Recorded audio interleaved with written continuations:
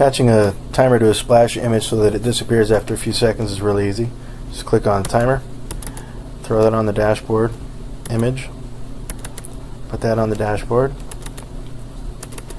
and you're going to drag your image onto the timer, and then we're going to go ahead and set the image to center 0 0, and you're going to select the timer.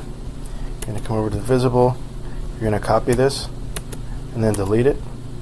Then you're going to click on alpha, you're going to paste that, set the alpha value to 0, and make sure you have enabled the transition.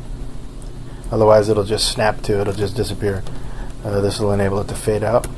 Select OK, go to File, Save. Oh, and you can also change the duration over here under timer to whatever, how many seconds you want. Make sure it's set on 1 time.